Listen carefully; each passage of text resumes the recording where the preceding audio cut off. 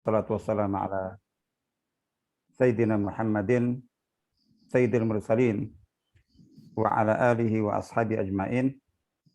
Allahumma ya Rabbana lakal hamdu wa lakal syukru kama yanbaghi li jalali wajhika 'azim sultanik. Allahumma la nuhsi sana'an 'alaika anta kama asnaita 'ala nafsik. Allahumma ati nufusana taqwaha wa zakki anta khairu man zakkaha anta waliyyu mawlaha. Allahumma ma amsa bina min ni'matin aw bi ahadi min khalqik faminka wahdaka la syarika lak falakal hamdu wa lakal syukr. Allahumma inna amsayna minka fi ni'mati wa afiyati wa sitr fa atimma alaina ni'mataka wa afiyataka wa sitraka fi dunya akhirah.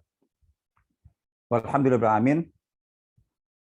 Bapak-bapak, ibu-ibu, para ustaz-ustazah yang semoga senantiasa dirahmati Allah SWT, kita bersyukur kepada Allah atas limpahan karunia nikmat dan rahmat yang senantiasa kita terima. Salawat serta salam semoga senantiasa tercurahkan kepada baginda Sayyidina Rasulullah SAW. Semoga kita senantiasa diberikan taufik dan kekuatan untuk tetap istiqamah menapaki sunan ajaran beliau. Baik, insya Allah kita melanjutkan majelis ngaji hadis bareng dari kitab Ma'alimus Sunnah Nabawiyah. Kita langsung mulai dengan membaca hadisnya. Bismillahirrahmanirrahim. Insyaallah kita sampai pada hadis masih tentang babul ikhlas wa niyah, bab tentang ikhlas dan niat. Kita sampai pada hadis yang ke-7. Bismillahirrahmanirrahim. An Abi Umamah al-Bahili radhiyallahu anhu, dari sahabat Abu Umamah al-Bahili radhiyallahu anhu, qala, beliau berkata, ja'a rajulun ila Nabi sallallahu alaihi wasallam. Jadi seorang laki-laki telah datang kepada Nabi sallallahu alaihi wasallam, faqala, lalu berkata atau bertanya, ara'aita rajulan ghaza yaltamisul ajra wa dzikr. Bagaimana menurut engkau wahai Rasulullah tentang seorang laki-laki yang berperang dalam rangka jihad, tentunya berperang, ikut berperang dalam membela agama Allah Ta'ala, yaltamisu al-ajra wa dzikr. Dengan perang yang dia ikuti itu atau yang dilakukan itu, dia mencari pahala, tapi juga mencari atau menginginkan, menghendaki untuk dikenal. Jadi mencari pahala, tapi juga ingin agar dikenal, disebut. Malahu. Jadi apa yang dia dapat? Faqala Rasulullah SAW, maka Rasulullah SAW pun bersabda, la syai'alah. Jadi tidak ada sesuatu pun bagi dia. Maksudnya dia tidak akan dapat apa-apa. Maksudnya tidak akan dapat apa-apa berupa nilai, pahala. Itu yang dia inginkan itu. Fa'adaha thalatha marrat. Lalu lelaki penanya tadi itu mengulang pertanyaannya sampai 3 kali. Yaqulu lahu Rasulullah SAW, dan dalam 3 kali pengulangan pertanyaan itu Rasulullah SAW selalu menjawab dengan kata beliau, dengan sabda beliau, la syai'alahu, tidak ada sesuatu yang untuknya. Artinya bahwa dia tidak akan mendapatkan sesuatu berupa pahala nilai dari jihad yang dia lakukan. Semakala kemudian untuk menegaskan jawaban beliau bersabda, "Innallaha la yaqbalu minal amali illa ma kana lahu khalisan wabtughiya bihi wajhuhu." Jadi sesungguhnya Allah Ta'ala tidak akan menerima dari suatu amal kecuali yang murni dilakukan secara ikhlas untuknya, untuk Allah Ta'ala. Wabtughiya bihi wajhu. Dan dengan amal itu yang diinginkan adalah wajahnya, wajah Allah Ta'ala. Ini secara makna juga maksudnya adalah ya amal itu dilakukan secara ikhlas untuk Allah Subhanahu wa Ta'ala. Ya prinsipnya dalam hal ini itu kita juga mungkin langsung kaitkan ya. Jadi kita kaitkan dengan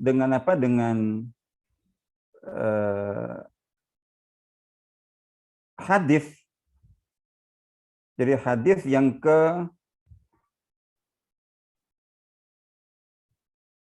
mohon maaf.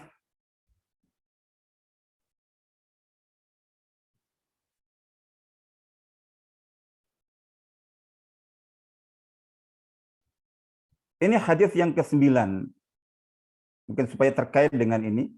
Hadis yang ke-7 ini seperti di dalam kurung itu ada huruf nun, itu maksudnya adalah Rawahun Nasa'i, hadis nomor 3000 140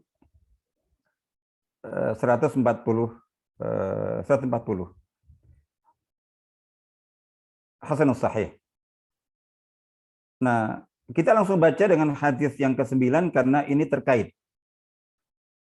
Jadi Ani Dhahhak ibn Qais radhiyallahu anhu, dari sahabat Ad-Dhahhak ibn Qais radhiyallahu anhu, qala, beliau berkata, qala Rasulullah sallallahu alaihi wasallam, Rasulullah SAW bersabda, innallaha ta'ala yaqul.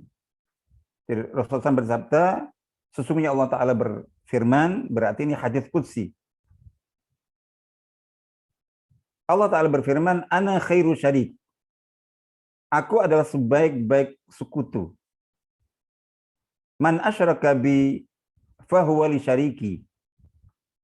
Barang siapa yang dalam amalnya, dalam ibadahnya itu menyekutukan aku dengan yang lainnya, maka dia aku serahkan untuk sekutuku. Aku tidak mengambil dia, aku tidak mengambil apa-apa dariku, itu maksudnya. Ya sudah, kalau seseorang beramal, jadi dia beramal untukku dan untuk selain aku, yang dikatakan syarik sekutunya itu, maka Allah akan menyerahkannya kepada sekutunya itu. Lalu kemudian lanjutannya, ya ayuhan nas, akhlisu a'malakum lillah. Jadi wahai sekalian manusia, murnikanlah, ikhlaskanlah amal-amal kalian untuk Allah. Karena Allah, fa innallaha la yaqbalu minal amali illa ma kana khalas. Jadi sesungguhnya Allah Ta'ala tidak menerima dari amal itu kecuali yang dilakukan dengan ikhlas, yang murni, ikhlas untuk Allah, ikhlas karena Allah Ta'ala.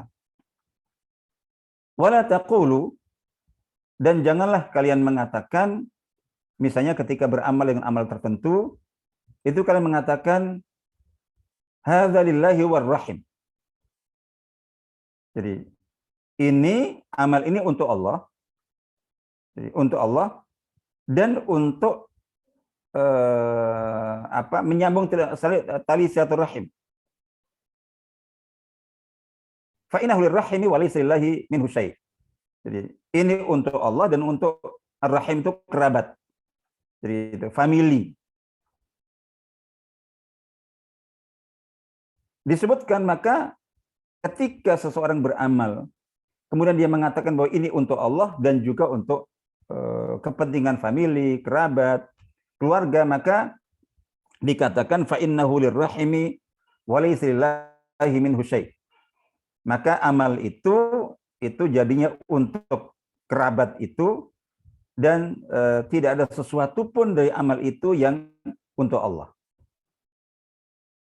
Wala taqulu hadza lillahi wa liwujuhikum.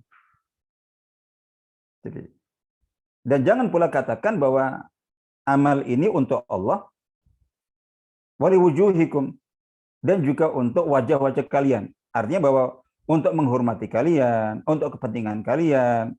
Jadi untuk Allah dan juga untuk kalian, ke orang-orang. Fa innama huwa liwujuhikum wa laysa lillahi fi syai'. Maka amal yang seperti itu dikatakan ya itu untuk wajah-wajah kalian, untuk kepentingan-kepentingan kalian, untuk kemuliaan kalian, dan tidak ada sesuatu pun pada amal itu yang untuk Allah. Artinya apa? Seperti yang tadi disebutkan, bahwa amal itu tidak memiliki nilai di sisi Allah, tidak diterima sebagai sebuah amal saleh. Itu maksudnya. Hadis ini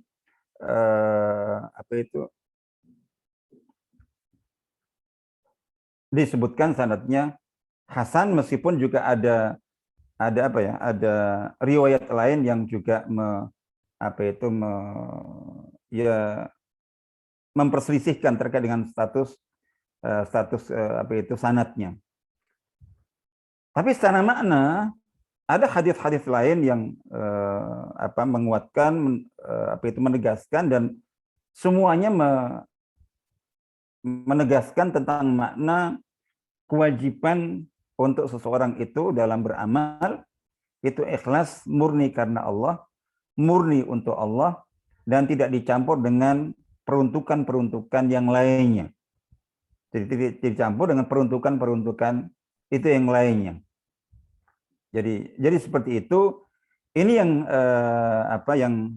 yang dimaksudkan. Sehingga mengapa tadi saya sebutkan kita baca ini sekalian, karena memang ya secara kandungan hadis itu sama. Di sana juga tadi disebutkan innallaha la yaqbalu minal amali illa ma kana lahu jadi khalisan. Jadi Allah Ta'ala itu tidak menerima dari amal itu kecuali dari maka lahu khalisan. Jadi yang murni untuknya dilakukan oleh seseorang dengan niat, dengan tujuan memperuntukkannya untuk Allah semata secara murni. Jadi itu salam. Dan di sini juga sama. Di sini juga sama. Innallaha la yaqbalu minal amali illa ma khalas. Jadi sesungguhnya Allah Ta'ala tidak menerima dari amal itu kecuali yang murni dilakukan ikhlas karena Allah Ta'ala. Dan kita semuanya sudah tahu, sudah yakin itu bahwa syarat diterimanya suatu amal di sisi Allah, dan kemudian amal itu dinilai sebagai amal yang ikhlas, amal yang diterima, amal saleh, memiliki nilai di sisi Allah Ta'ala, itu adalah ketika memenuhi dua syarat. Yang pertama adalah syarat ikhlas, bahwa dalam melakukan amal itu tujuan, niat, dan motivasi yang dimiliki oleh pelakunya itu adalah ikhlas karena Allah. Amal itu diperuntukkan untuk Allah semata. Itu yang pertama, itu ikhlas. Yang kedua adalah bahwa amal ibadah yang dilakukan itu benar. Jadi benar sesuai dengan syariat Allah, sesuai dengan tuntunan sunnah Rasulullah SAW. Dan itu disebutkan di dalam di dalam sebuah sebuah penjelasan dari Al-Imam Al-Fudail bin Iyad rahimahullah. Jadi Imam Fudail bin Iyad itu ketika menjelaskan firman Allah Ta'ala dalam surah Al-Mulk ayat 2, A'udzubillahi minasyaitonir rajim, Alladzi khalaqal mauta wal hayata liyabluwakum ayyukum ahsanu amala. Jadi ini khusus menjelaskan tentang ayyukum ahsanu amala. Jadi dialah Allah yang menciptakan kematian dan kehidupan untuk dia menguji kalian siapa di antara kalian yang paling baik amalnya. Nah di sini ahsanukum amala, ayyukum ahsanu amala, itu beliau menyebutkan ahsanul amal yang dimaksud dengan sebaik-baik amal. Yang paling baik amalnya itu adalah akhlasuhu wa aswabuh. Adalah yang paling ikhlas dan yang paling benar. Li'annal amala in kana khalisan wa lam yakun sawaban lam yuqbal. Jadi karena amal itu meskipun ikhlas dalam melakukannya tapi tidak benar, tidak diterima. Wa in kana sawaban wa lam yakun khalisan lam yuqbal. Begitu juga sebaliknya. Meskipun benar tapi tidak ikhlas, tidak diterima. Hatta yakuna khalisan sawaban. Sampai amal itu dilakukan secara ikhlas. Jadi gitu. Dan benar sekaligus. Dua syarat itu yang menjadi syarat diterimanya sebuah amal. Nah, fokus kita di dalam bab ini, dalam hadis ini adalah tentang membahas tentang ikhlas. Sampai ditegaskan di sini dalam hadis qudsi itu Allah Ta'ala berfirman bahwa ana khairul syarik. Aku itu sebaik-baik sekutu. Artinya bahwa maksudnya bahwa ketika seseorang itu melakukan satu amal yang seharusnya, yang sewajibnya amal itu hanya diperuntukkan untuk Allah semata, tapi dia juga untuk memperuntukkan untuk yang lainnya. Tadi, jadi untuk untuk keluarga, untuk kerabat, atau untuk kepentingan si A, si B, si C, dan seterusnya itu. Meskipun ini untuk Allah dan untuk ini untuk Allah dan untuk ini. Itu dikatakan bahwa Allah akan menyerahkan kepada sekutunya itu. Kepada siapa di mana sang pelaku amal itu menyekutukan Allah dengan itu. Jadi gitu. Misalnya bahwa melakukan amal tertentu, ini untuk Allah. Tapi juga untuk misalnya bawahan. Tapi juga untuk atasan saya. Supaya dia senang. Untuk kepentingan atasannya, untuk kepentingan dan itu. Maka Allah mengatakan bahwa enggak, berarti itu untuk atasannya. Atau seseorang melakukan amal tertentu, ya ini untuk Allah. Tapi juga untuk mertua, atau untuk tetangga, atau untuk siapa-siapa gitu. Jadi maka Allah Ta'ala udah saya serahkan. Jadi saya serahkan amal itu untuk sekutu, siapa yang disekutukan dengan Allah Ta'ala, itu maksudnya bahwa ana khairu syarik itu seperti itu. Yang artinya sebetulnya tentu negatif. Karena artinya amal itu meskipun pelakunya mengatakan bahwa ini juga untuk Allah, tapi Allah hanya menerima amal yang murni hanya untuknya. Tidak disertakan yang lainnya dalam niat, dalam tujuan, dalam motivasi. Insya Allah seperti itu. Nah, itu sudah jelas. Hanya saja mungkin perlu kita pertegas. Mungkin pernah kita sebutkan bahwa yang dimaksud dengan amal yang ikhlas untuk Allah, ikhlas karena Allah. Jadi gitu. Ini yang perlu dipahami. Amal dikatakan ikhlas untuk Allah, ikhlas karena Allah. Itu penjelasannya itu ada beberapa supaya lebih jelas, lebih definitif dan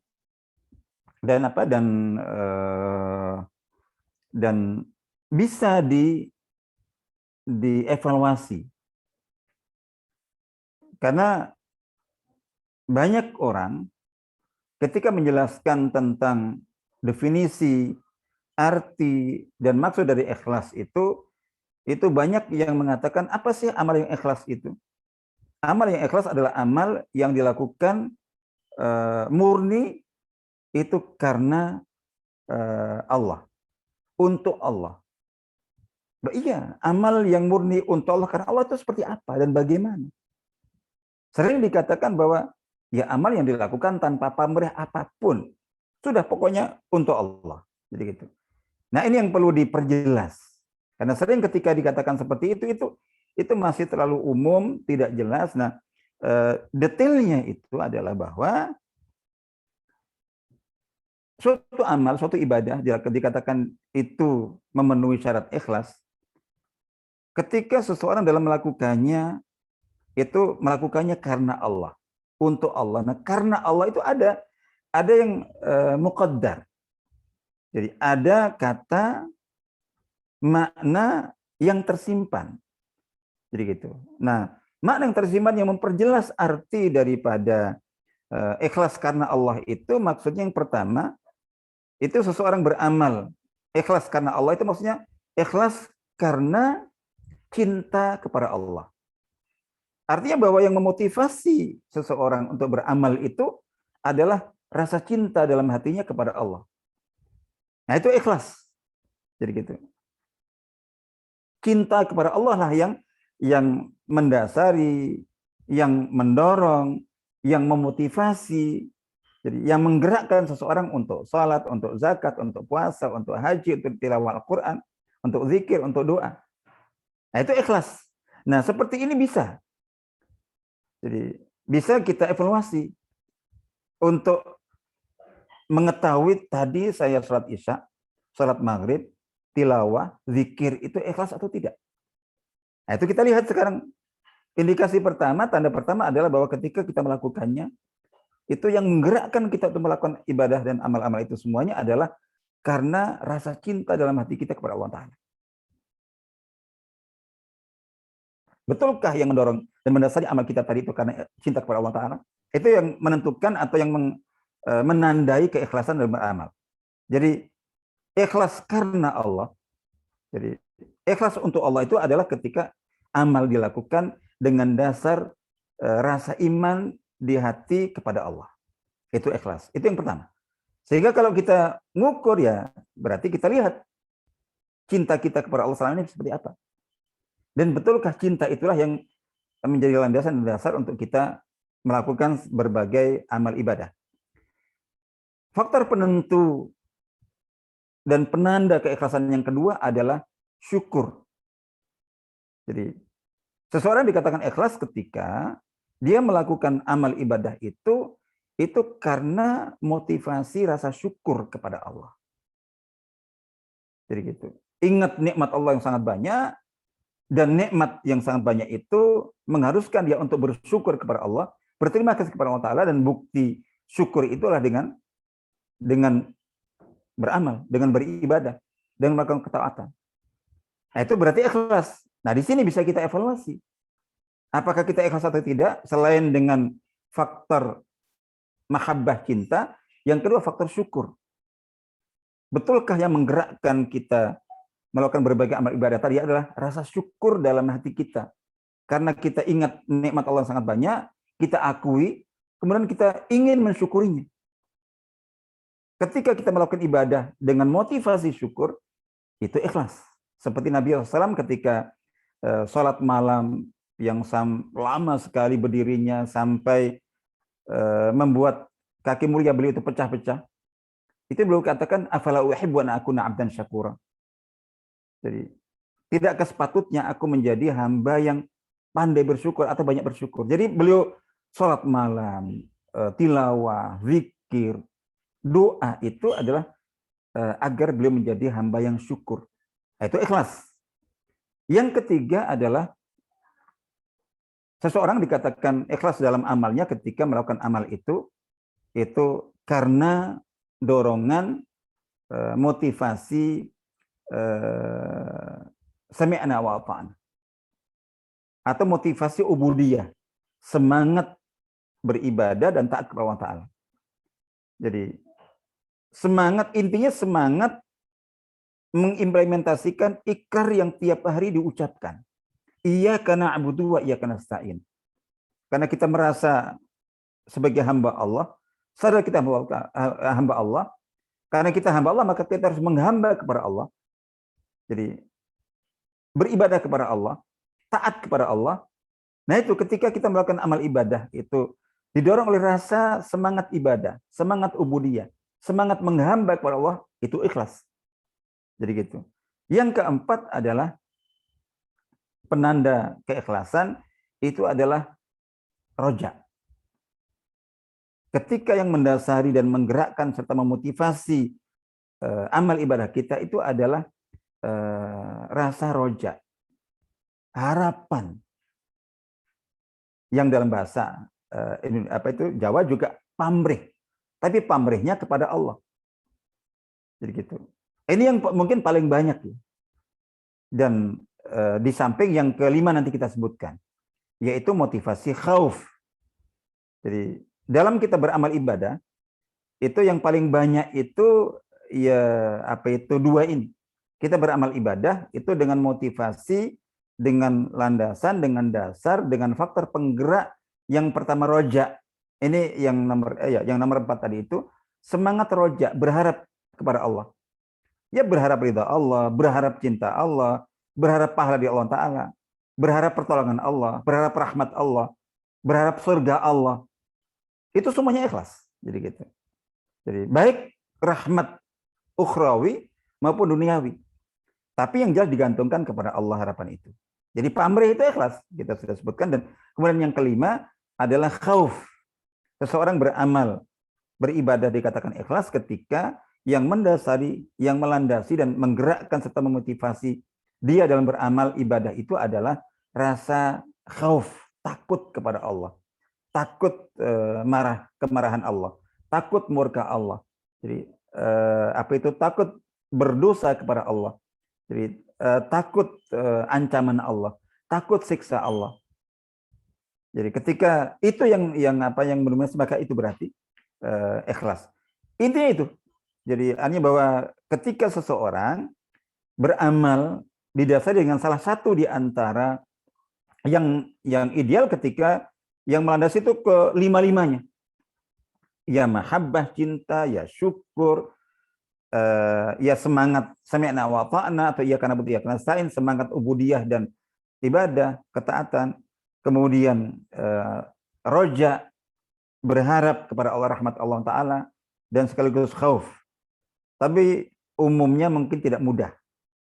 Jadi tidak mudah khususnya untuk dua motivasi yang pertama dan kedua. Jadi puncaknya itu mahabbah. Itu yang mungkin yang paling tinggi dan paling tidak mudah untuk mewujudkannya. Yang kedua karena syukur. Jadi yang relatif lebih dekat itu pada dengan umumnya orang itu adalah motivasi itu ke 3, 4, dan 5. Insya Allah itu. Baik, jadi itu intinya tentang hadis ini. Nah, di dalam hadis yang ke-7 tadi, itu mungkin ada kan disebutkan di sini. Ini ada sabda beliau yang biasa menjadi perdebatan dalam pembahasan akidah, yaitu disebutnya wabtughiya bihi wajhuhu. Jadi sesungguhnya Allah Ta'ala tidak menerima dari amal itu kecuali yang murni dilakukan dengan ikhlas untuknya saja. Dan jadi dengan amal itu dicari atau diharapkan wajah Allah Ta'ala. Ini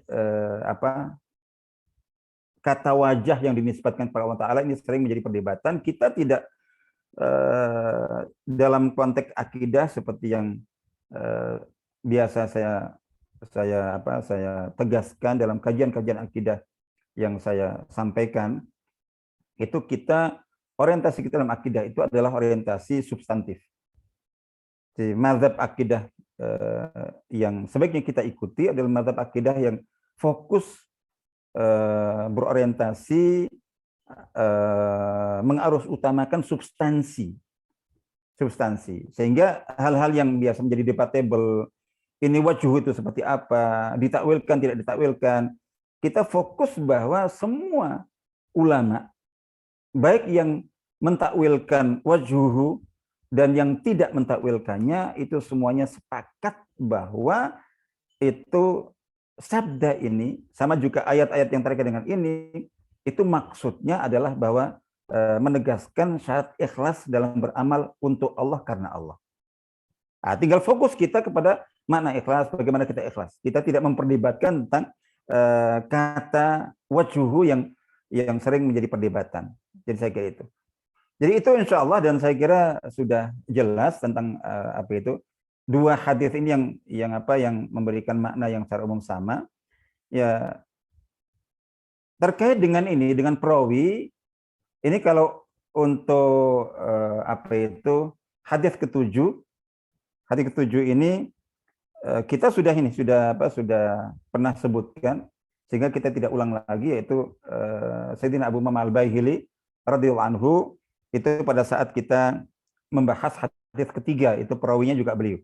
Lalu kemudian yang belum kita sebutkan itu adalah perawi hadis ke-9, yaitu Sayyidina Ad-Dhahhak bin Qais. Kita sebutkan sedikit. Jadi Ad-Dhahhak bin Qais, jadi sebagai perawi hadis ini, itu beliau namanya Ad-Dhahhak bin Qais. Jadi Ad-Dhahhak bin Qais Al-Fihri Al-Qurashi. Jadi disebutkan beliau ini min sighari sahabat. Jadi di antara sahabat muda. Jadi bahkan sahabat kanak-kanak. Karena disebutkan, meskipun mungkin ini masih khilafiyah, khususnya untuk tahun kelahiran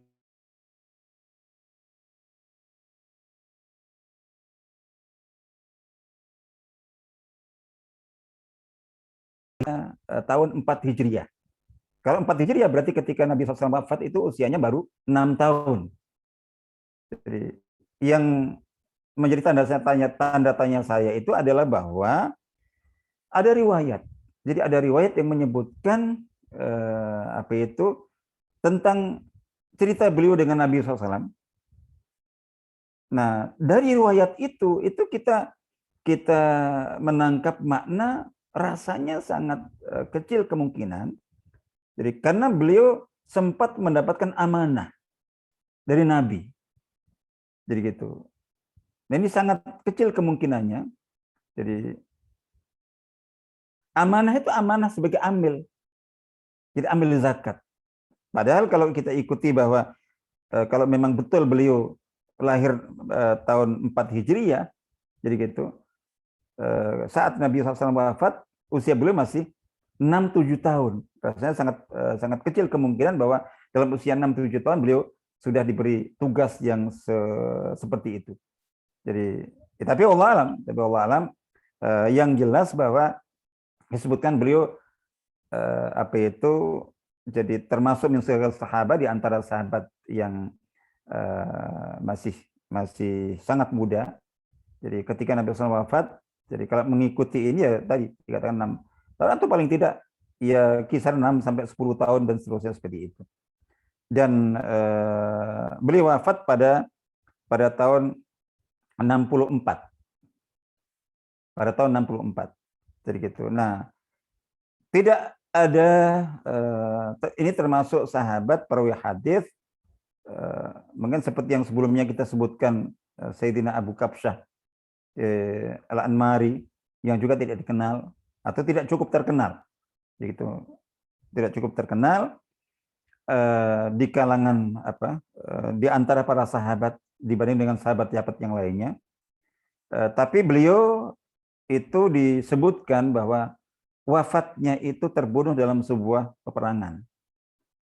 Jadi beliau itu sempat jadi pada masa kekhilafahan Sayyidina Muawiyah radhiyallahu anhu, Jadi bin Abi Sufyan itu beliau sempat diberi jabatan sebagai wali kota atau sebagai sebagai gubernur di salah satu wilayah Syam. Itu di sana. Lalu kemudian tapi itu setelah beliau Sayyidina Muawiyah wafat, khususnya penggantinya itu kan putranya Yazid bin Muawiyah yang pada masa beliau itu terjadi banyak fitnah sekali. Jadi gitu. Nah, lalu kemudian setelah Yazid bin Muawiyah itu di baiatlah itu putranya Muawiyah bin Yazid. Jadi Muawiyah bin Yazid yang disebutkan ya sejak diangkat setelah wafatnya bapaknya Yazid bin Muawiyah tahun 64 ya, dari 64 itu usianya sangat muda. Jadi antara 60 usianya antara 20 dan 21 ketika wafat itu. Dan hanya menjabat secara formal. Jadi gitu. Ya secara formal sebagai khalifah pengganti bapaknya Yazid bin Muawiyah. Muawiyah bin Yazid ini itu hanya ada yang menyebutkan hanya 40 hari, ada yang menyebutkan hanya 2 bulan atau 3 bulan.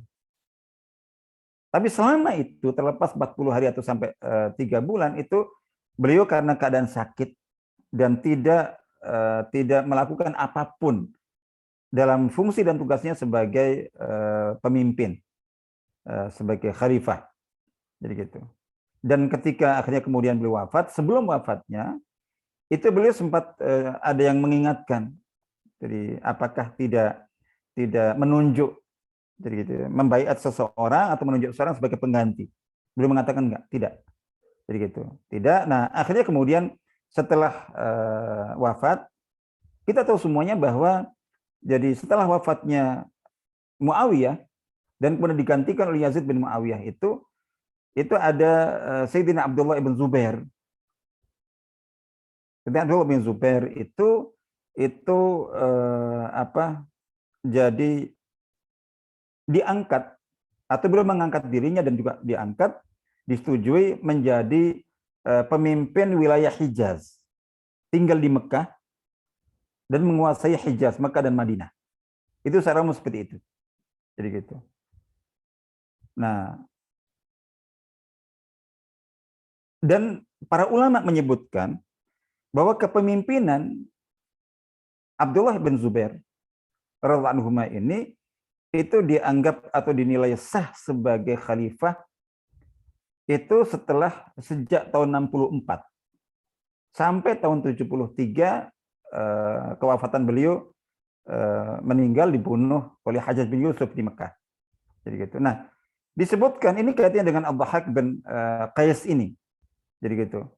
Itu setelah kewafatan Yazid bin Muawiyah, itu lalu kemudian Ad-Dhahhak bin Qais yang sebelumnya beliau berpihak kepada Muawiyah bin Abi Sufyan yang notabene bagian dari dinasti Bani Umayyah, itu beliau beralih lebih mendukung Abdullah bin Zubair. Dan memang Abdullah bin Zubair setelah wafatnya Yazid bin Muawiyah itu kekuasaannya meluas.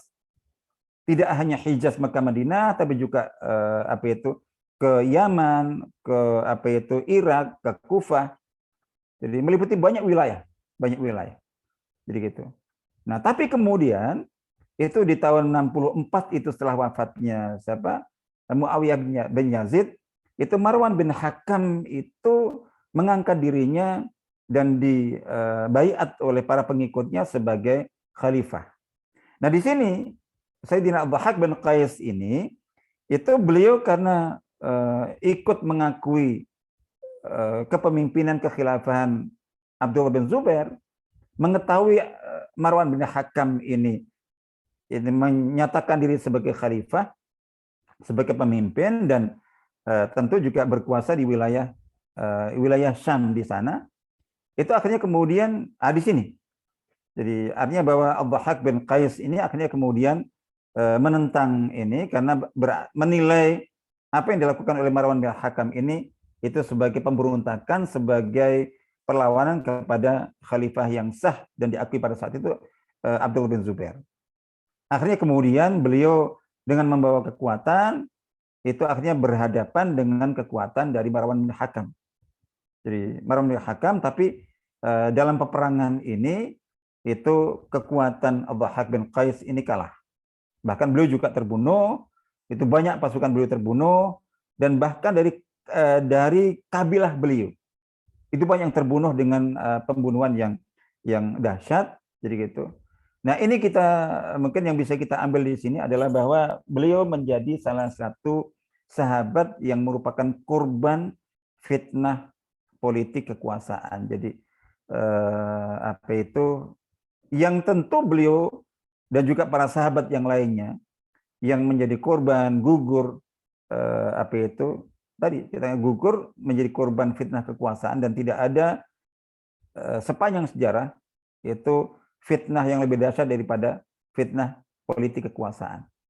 Ya, cuman waktu itu yaitu kondisi yang tidak memungkinkan beliau untuk bisa menghindar.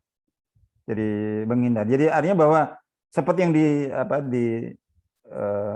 disepakati oleh para sahabat yang masih ada waktu itu bahwa yang sah itu adalah kepemimpinan dan kekhilafahan Sayyidina Abu Bakar bin Zubair.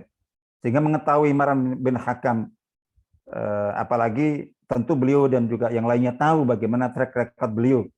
Itu Marwan bin Hakam ini dalam fitnah yang sampai akhirnya kemudian berakhir dengan terbunuhnya Sayyidina Utsman, Khulafaur Rasyidin yang ke ini. Oke, artinya bahwa ya ini komitmen kepada kebenaran itu ada pada masa-masa tertentu.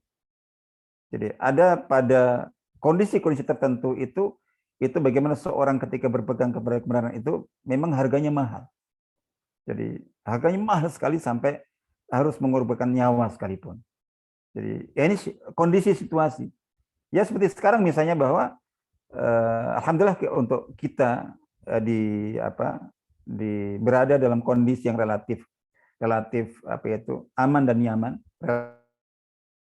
relatif sekarang itu. Tapi kalau dibanding dengan misalnya saudara kita yang ada di Palestina, itu tidak ada yang ringan di sana. Kondisi yang ada. Nah, itu ada seperti itu. Bahwa keistiqomahan di atas kebenaran itu ada kondisi-kondisi tertentu yang memang seseorang tidak bisa menghindar, kecuali memang harus berkorban dan pengorbanan yang tidak kecil. Mudah-mudahan Allah Ta'ala senantiasa menjaga keistiqomahan kita dan menghindarkan kita dari berbagai keburukan yang terjadi. Baik, lalu kemudian kita baca hadis yang ke-8 sebagai pelengkap. Di sini disebutkan an Abi Hurairah radhiyallahu anhu, dari Sayyidina Abu Hurairah radhiyallahu anhu, dan beliau ini juga sudah kita baca itu tentang sepintas biografinya, kita tidak ulang.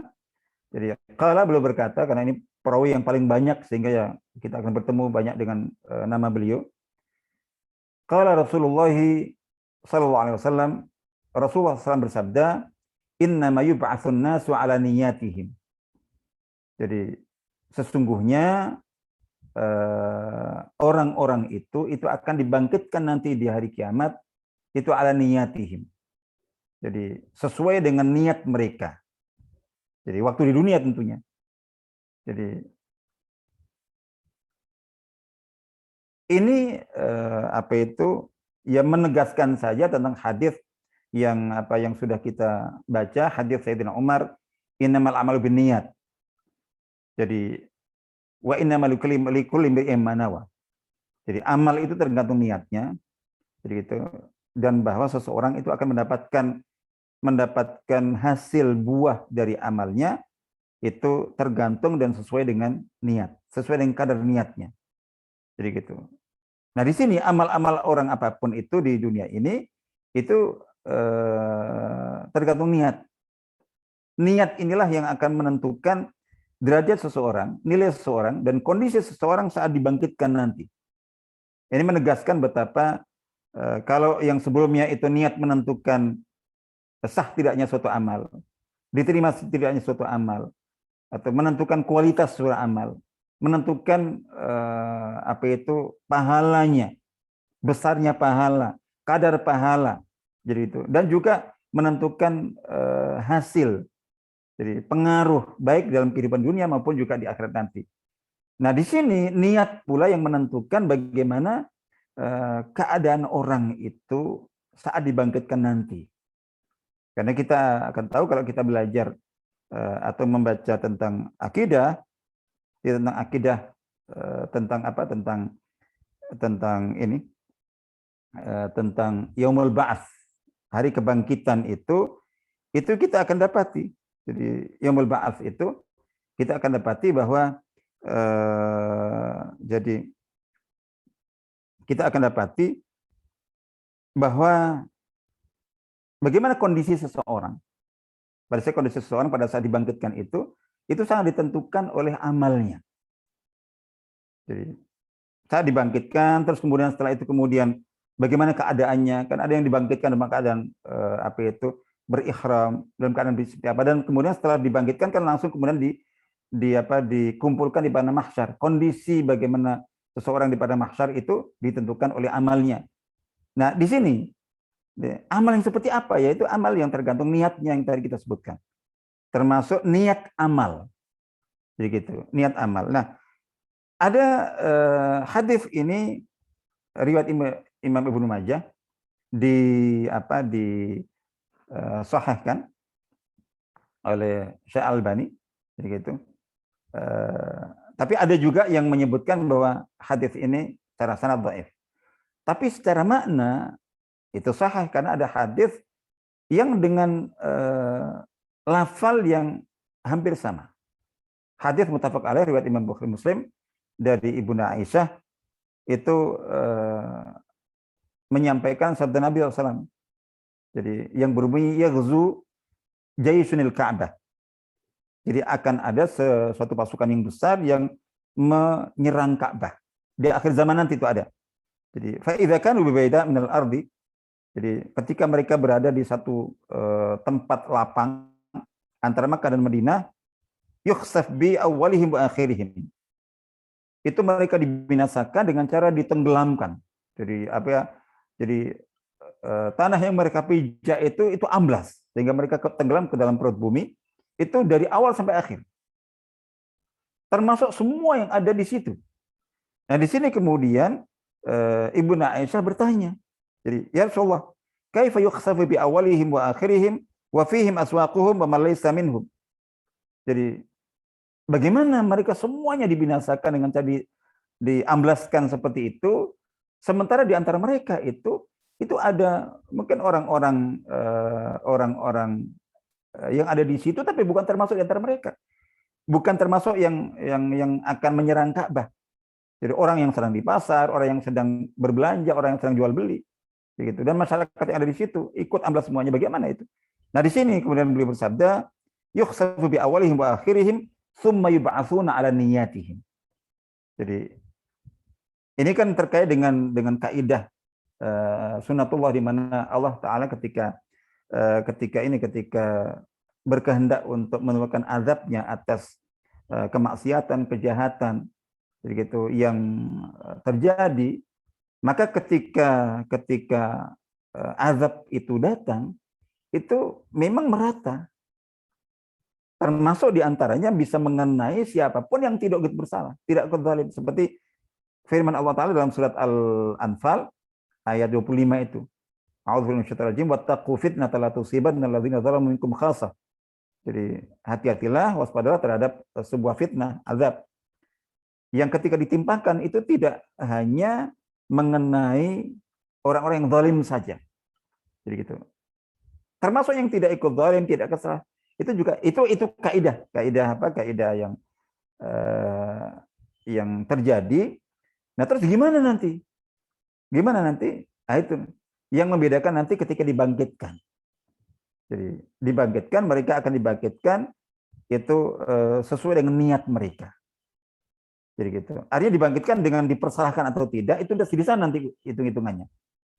yang termasuk di antara mereka yang berbuat zalim, berbuat jahat seperti yang tadi itu memang bagian dari pasukan yang akan menyerang Ka'bah, ya tentu akan mendapatkan apa itu pembalasan yang setimpal. Tapi kalau yang ikut menjadi korban di situ, padahal dia bukan termasuk orang zalim, bukan termasuk orang jahat, nah itu nanti yang dilihat niatnya pada saat itu. Jadi artinya bahwa bahkan itu kan musibah bagi dia berarti kan. Bahkan bisa jadi bahwa dia menjadi korban dari sebuah fitnah, dari sebuah bencana, dari sebuah azab yang Allah timpakan, padahal itu bukan karena dosa mereka. Itu mereka yang mengalaminya sebagai korban, itu sebagai musibah. Jadi yang ketika dia beriman, ketika dihadapi musibah itu dengan sabar, itu justru akan menaikkan dan meningkatkan derajat seseorang. Baik, ini menambahkan saja dari bahwa dan menegaskan betapa nilai niat keikhlasan itu menjadi penentu, baik penentu nilai amal dan pengaruhnya hasilnya di dunia ini, maupun lebih-lebih penentu apa itu amal itu di akhirat nanti.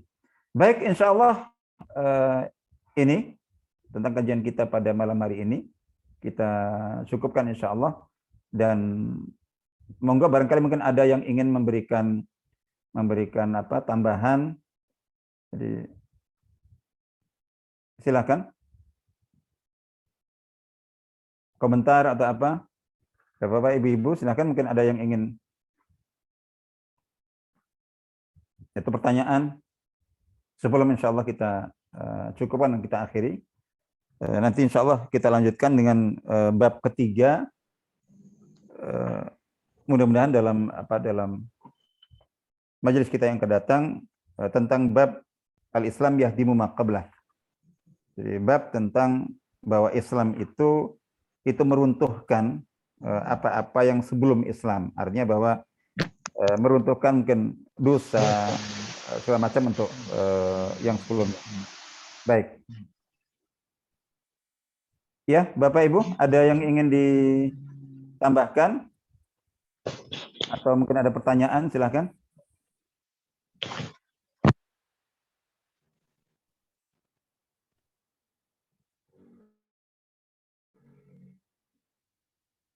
Halo?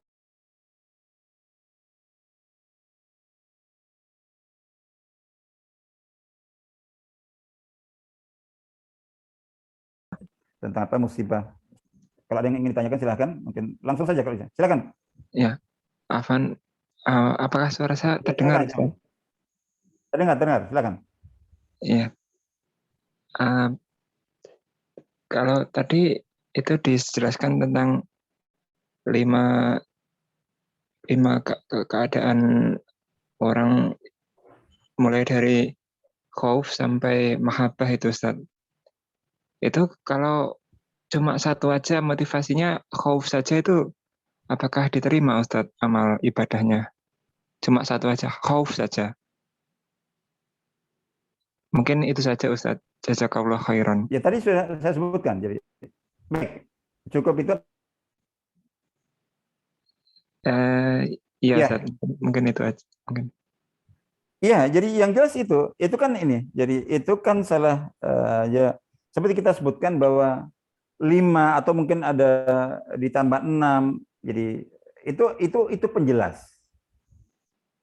Artinya ketika seseorang mendasari atau menjadikan amal ibadahnya atau motivasi amal ibadahnya itu dengan salah satu di antara 5 faktor itu, yaitu ikhlas. Itu ikhlas. Yang tidak itu kan ketika itu kan hanya penjelasan kan. Jadi supaya kita bisa mendetailkan, karena kalau disebutkan bahwa ikhlas dalam beramal karena Allah itu misalnya ya pokoknya karena Allah, pokoknya tanpa pamrih apa-apa, murni karena iya seperti apa. Karena kita butuh mengevaluasi keikhlasan kita. Kalau kita tidak detailkan seperti tadi itu kita tidak bisa gitu. Ya, pokoknya karena Allah, iya bagaimana? Supaya kita tahu dan kita bisa meningkatkan kalau ternyata keikhlasan kita rendah. Nah, itu dengan apa indikator mahabbah, cinta atau syukur atau sami'na wa ta'na atau kepatuhan atau semangat ubudiyah kepada Allah Taala, raja, khauf itu lebih memudahkan kita untuk mengetahui apakah kita udah ikhlas atau belum. Ketika sudah, karena kita memiliki minimal salah satu dasar dari 5 faktor tadi itu berarti ikhlas. Tapi kadarnya seberapa? Jadi misalnya bukan khauf, tapi tingkat khaufnya seberapa? Kalau rendah kita akan berusaha untuk meningkatkannya. Rojaknya seberapa? Rojaknya pada apa? Kayak gitu. Jadi semangat ubudiyah itu juga gitu, kualitasnya, tingkatnya, insya Allah gitu. Jadi salah satu dari 3 itu ikhlas. Meskipun tentu ketika seseorang bisa menggabungkan di antara 5 itu yang di samping khauf juga raja tentu lebih tinggi. Di samping khauf raja juga semangat ubudiyah lebih tinggi dan begitu seterusnya. Insyaallah. Tapi salah satu saja itu juga berarti dia sudah ikhlas. Insyaallah. Ya tadi tentang ini, ada yang bisa mungkin yang di chat itu disebutkan tentang bencana tsunami Aceh. Kalau bencana itu biasanya terjadi di awal pagi. Jadi setiap kita setidaknya menyiapkan diri tiap harinya mengawali pagi seawal mungkin. Saya ingat saya bagaimana, ya saya kurang tahu ya, artinya bahwa jadi ini apakah bencana itu selalu atau lebih banyak terjadi di pagi hari, itu tentu perlu penelitian seperti ini. Jadi ya dalam sejarah azab yang Allah timpakan kepada para nabi memang beberapa di antaranya pada pagi hari. Tapi saya tidak bisa meyakinkan karena saya belum melakukan tadi penelitian dan pengkajian apakah betul seperti itu. Terus juga bagaimana hikmahnya seperti apa. Ya kalau arahnya tentang tadi itu sebetulnya tanpa karena adanya faktor khawatir kalau terjadi bencana, terjadi azab, terjadi apa di pagi hari, maka kemudian kita menjaga diri kita, mengawali hari setiap pagi kita itu dengan keimanan, dengan ketakwaan, dengan kesalehan, yaitu tanpa karena faktor takut atau khawatir atau mengantisipasi terjadi bencana, itu terlalu banyak. Jadi terlalu banyak faktor atau perintah atau anjuran agar supaya kita mengawali kehidupan baru kita di setiap hari pada pagi hari itu dengan kebaikan dan ketaatan. Dimulai dengan tidur. Itu disebutkan bahwa ketika seseorang bangun tidur, bangun tidur itu bangun lalu kemudian berzikir kepada Allah Ta'ala, terus kemudian berwudu, kemudian salat subuh sebelumnya qabliyah tepat waktu, itu disebutkan bahwa kan jadi setiap orang waktu tidur itu katanya ada ikatan. Jadi ada 3 ikatan dari setan yang mengikati dia. Ketika dia bangun kemudian berzikir, lepas 1 ikatan. Kemudian dia bersuci berwudu, lepas ikatan kedua. Dia salat, lepas ikatan ketiga. Saat itu kemudian dia akan menjalani kehidupannya yang diawali dengan bangun yang nyunnah, bangun yang syar'i seperti itu dia penuh semangat dan menjalani kehidupannya itu dengan disertai taufik Allah Ta'ala. Tapi ketika sebaliknya mengawali paginya atau harinya itu dengan bangun sudah kesiangan, terus tidak berzikir, itu maka kemudian berarti ikatan saat dia oleh setan waktu dia tidur itu tidak lepas. Sehingga dia akan menjalani kehidupannya dengan lemas, dengan malas, dan kemudian penuh masalah dalam kehidupannya. Jadi saya kira itu tidak hanya karena ada faktor mungkin nanti kalau ada musibah pagi hari seperti apa, tapi prinsipnya memang tuntunan sunnah itu memang seperti itu dan kaidahnya begitu. Artinya bagaimana? Sebetulnya urutannya sejak tidur ya. Jadi bagaimana kita bangun sangat ditentukan bagaimana kita malamnya menutup hari kita kemarinnya itu dengan tidur yang nyunah. Nah, terus bagaimana kita bangun menentukan bagaimana hari kita berikutnya, aktivitas kita selama sehari itu. Jadi ketika tidur kita nyunah, maka bangun kita nyunah, syar'i, kita menjalani kehidupan kita disertai dengan taufik Allah Ta'ala. Serba dimudahkan, serba Tapi sebaliknya ketika kita menutup kehidupan kita, misalnya seperti sekarang, malam ini tidak dengan sesuai dengan sunnah, maka mungkin akan berpengaruh kepada bangun kita besok harinya, dan bagaimana bangun kita yang tidak sesuai dengan sunnah akan berpengaruh kepada seluruh aktivitas kita. Dan itu pasti, hanya saja mungkin tidak semua kita bisa peka. Tidak semua kita bisa peka. Itu kaidah dasarnya insya Allah gitu. Jadi terlepas bahwa apakah dalam rangka mengantisipasi musibah, bencana, azab yang mungkin ini, kalau kita malah berharap dan berdoa agar supaya tidak ada bencana, tidak ada azab, tidak ada apa-apa. Insya Allah gitu. Baik, saya kira itu. Insya Allah kita cukupkan, ini waktu kita sudah 20.35. Atau ada yang ingin nambah di antara para Ustadz, Ustazah, Bapak Ibu?